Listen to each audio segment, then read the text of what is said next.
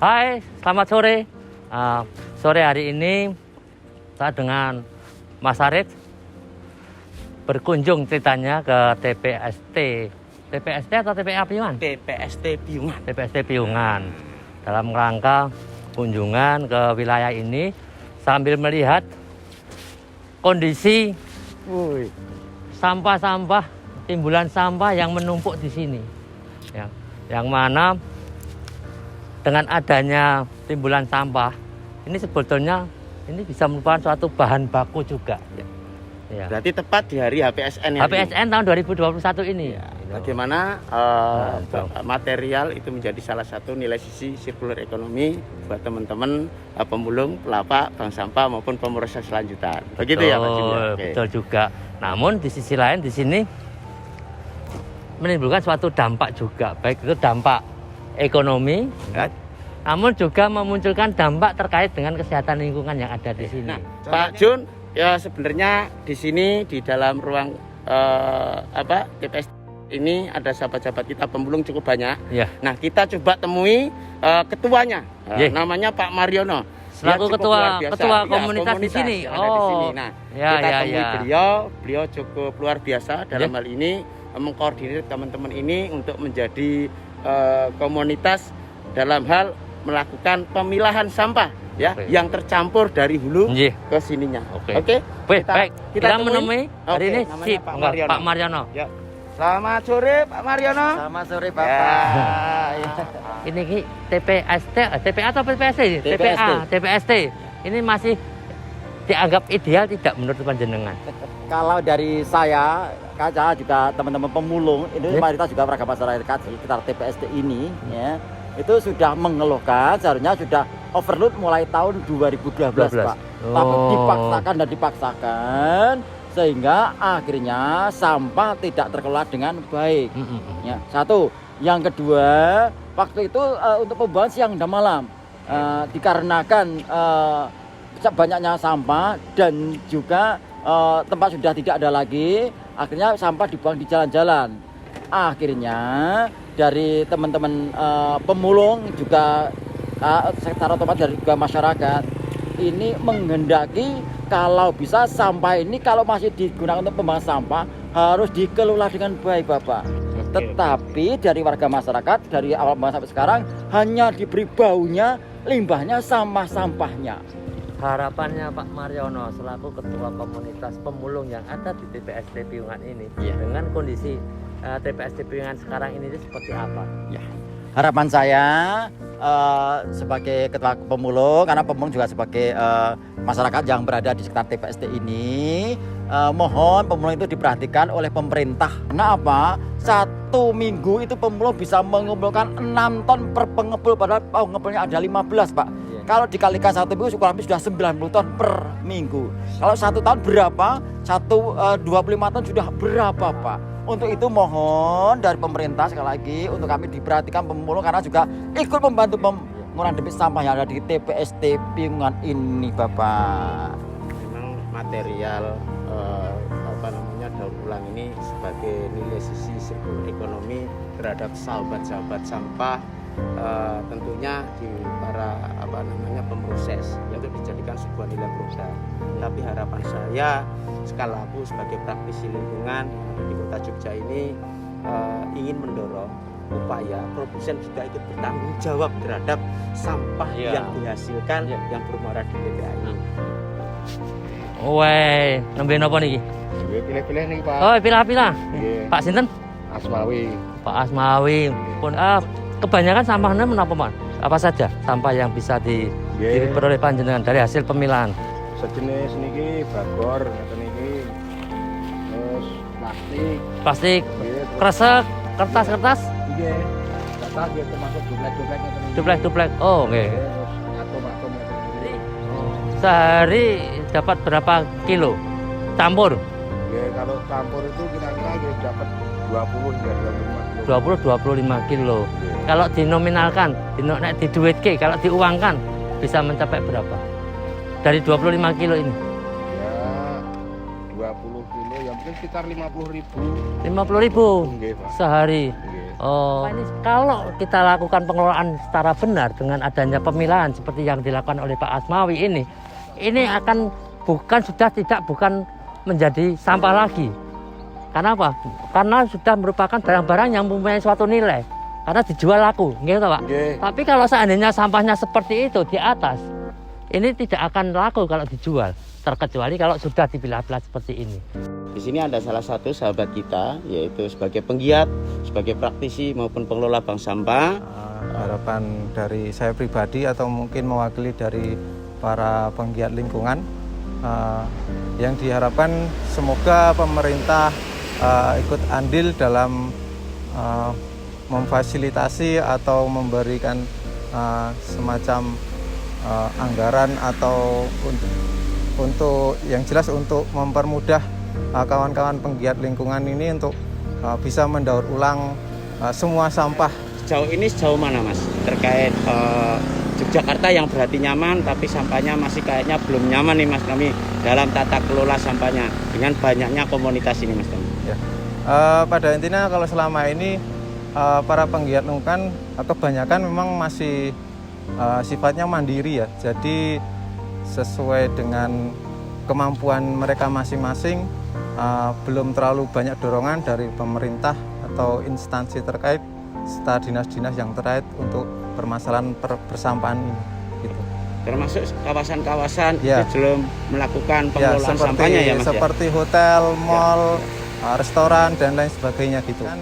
Sampah ini bisa terkelola dari sumber ya, paling terendah semisal dari RT, RW, pedesaan, kecamatan sampai tingkat ke kabupaten dan provinsi begitu. Setelah adanya pengelolaan sampah mandiri diantaranya yaitu kebersihan yang pasti untuk warga sekitar, terus kedua juga memberikan nilai ekonomis karena memang selama kita memilah sampah juga ada imbal balik dari bank sampah itu sendiri, dan yang ketiga bernilai edukasi untuk masyarakat bahwa mengolah sampah itu sangatlah penting.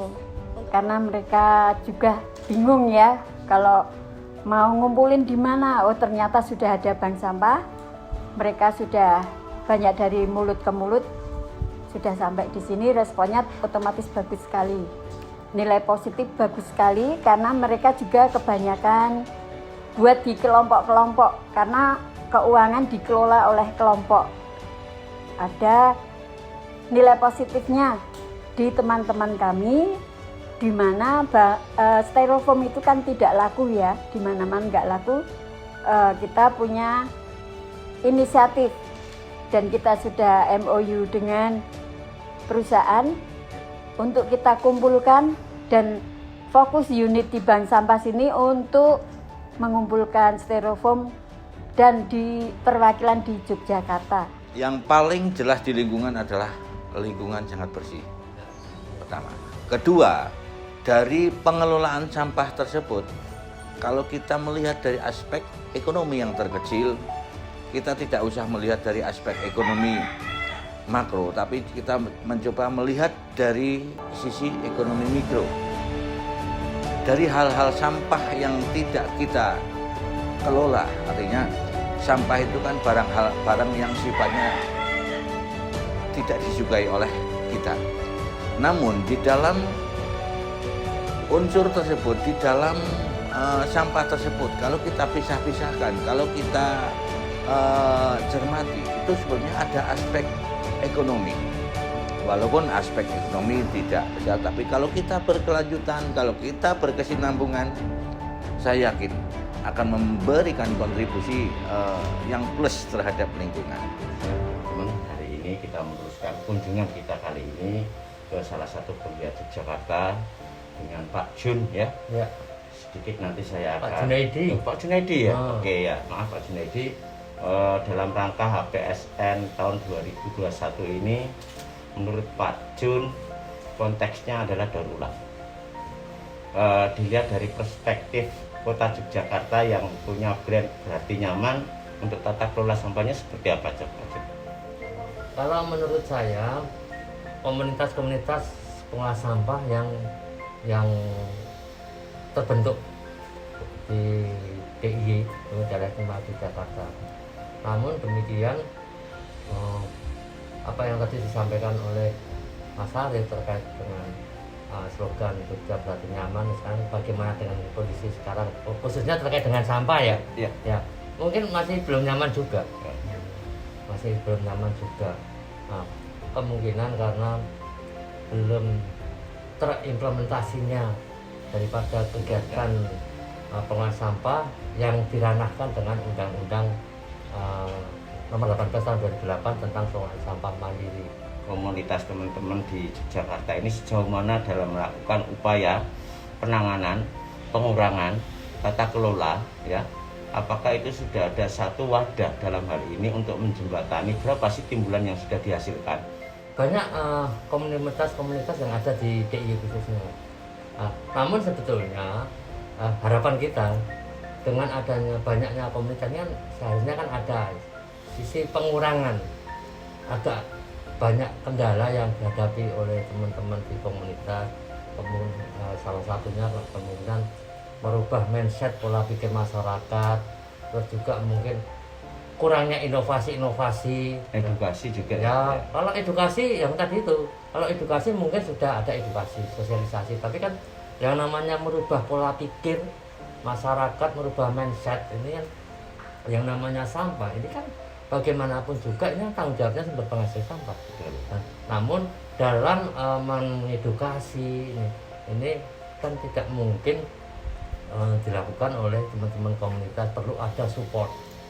Kalau hal itu mungkin terfasilitasi, baik difasilitasi dalam bentuk edukasi, sarana-prasarana, kemungkinan saya rasa mungkin ada sedikit pengurangan yang ada di TPA. Kalau kita merujuk undang-undang Pak Jun, itu siapa saja sih yang harusnya melakukan pengelolaan sampah Pak Jun? Kalau yang pengelolaan sampah, kalau merujuk dari Undang-Undang Nomor 18 Tahun 2008 kan seharusnya masyarakat itu sendiri. Termasuk kawasan. Ya, untuk menciptakan kawasan yang asli. Segala sesuatu tanpa adanya suatu komitmen, saya rasa tidak akan jalan. Mulai tahun berapa Pak Jun mengelola sampah sama teman-teman yang ada di RT ini Pak Jun? Pertama kita awalnya dari tahun 98. Pertama kali kita namanya Mekar Abadi. Jadi dari tahun 2008 sampai tahun 2009. Tahun 98 sampai 2008 kita belum pakai nama. Di wilayah sini itu setiap satu rumah itu punya komposter. Berarti setiap rumah itu selalu mengelola sampah organiknya itu sendiri. Padahal yang namanya sampah organik itu hampir 60% dari sampah rumah tangga itu sudah tertangani sendiri. Terkait beberapa piagam dan sertifikasi ini apa sih Pak Jun? Korelasinya begini, ya. Banyak penghargaan yang saya peroleh itu ada salah satunya ini ya Pak Jun ya. Ini dari Kementerian Kemenkumham, ya. Gitu. Dari Kementerian Kemenkumham, gitu. Kita sudah dapat label merek juga Kreseka, karena kita awal mulanya dari Kreseka, dari Kresek kita awal mulanya gitu. Terus di sisi lain banyak penghargaan lain, termasuk salah satu dan juga tahun 2000 yang kita pikirkan kan sebetulnya banyak. Ya. Kita bikin daur ulang itu maunya tujuannya untuk apa dulu? Kalau mau untuk dipakai sendiri, untuk koleksi sendiri, no problem, tidak masalah. Tapi kalau orientasinya tujuannya nanti untuk dijual, untuk ini yang sebetulnya ini yang menurut mereka perlu pikirkan. Ya, maksudnya daur ulang dari segi nilai sisi kreatif ya, Pak? Karena daur ulang kan ada dua, dalam bentuk produk, yaitu untuk pengelolaan lanjutan seperti daur ulang material plastik maupun kertas yang lain ya. Kalau ini daur ulang sisi nilai kreatifnya ya, Pak? Kreatifnya. Saya pengen menanyakan bagaimana sih subsidi yang didapatkan dari hasil pengelolaan masyarakat yang ada di sini Pak Jun. Tadi saya mendengar dari Pak RT juga katanya kita kontribusinya hanya membayar 3.000. Salah satu bentuk fasilitas dari daerah, umpamanya untuk pembiayaan, itu kita dapat bantuan. Ya. Berarti dari pihak PU, wilayah kami hampir bisa menurunkan reduksi hampir 60-65%. Wih, luar biasa ya Pak Jun ya. Nah, itu caranya gimana Pak Jun sehingga subsidi itu bisa didapat, sehingga masyarakat tidak dibebani dengan mungkin ada residu dari jasa pengangkutan sampah itu Pak Jun? kita sampaikan ke mana ke dinas. Ya. Karena waktu itu kita kan ke dinas, kita sampaikan bahwasanya kita butuh bantuan seperti ini. Nah, kita tidak tunjukkan bahwasanya di wilayah kita seperti ini. Nah, dari dinas itu lama-lama kan akhirnya mengetahui loh, dari sekian banyak warga masyarakat itu seharusnya sampah yang terkumpul itu berapa ton, Ya. tapi yang ternyata diangkut hanya ini. Jasa pengambilan sampah, Oke. namun tidak memungkiri kita harus ada biaya yang kita keluarkan. Iuran. Nah, kita ada biaya mungkin bisa kalau dengan lewat jasa swasta mungkin sampai 30.000 per bulan. Ya. Kita di sini hanya 3.000 per bulan. 3.000 per bulan setiap kakak. Setiap kakak. Oke. Itu pun masih dapat pengembalian 55%. Weh, nah ini Pak Jadi- Jun, maksud saya gini, harapannya bisa ditiru oleh teman-teman yang Ya. lain bahwa penanganan pengelolaan sampah itu tidak harus dengan biaya mahal, kan Ya, seperti itu. betul. Nah, tentunya yang paling urgent adalah dinilai sisi edukasi dan sosialisasi. Iya, betul. Mungkin itu dulu Pak Jun Ya. yang bisa saya sampaikan kunjungan saya di Hari Peduli Sampah Nasional tahun 2021 ini. Harapannya Pak Jun sebagai senior yang ada di Yogyakarta, saya ajak kembali Ya, untuk lagi kita berkiprah. Walaupun sudah pensiun dari Ketua JSM ya Pak Jun ya. Oke, kita Dua periode. dua periode ya. Skala provinsi ya Pak Jun. Tinggi, Oke. ya. Mungkin itu dulu teman-teman yang bisa saya sampaikan wawancara saya dengan Pak Jun, salah satu senior dari pengelolaan sampah yang ada di Kota Yogyakarta.